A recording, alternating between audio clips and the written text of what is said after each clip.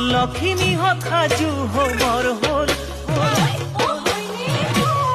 কোমল বৰা ধান ৰজাই বানিবৰে হ'ল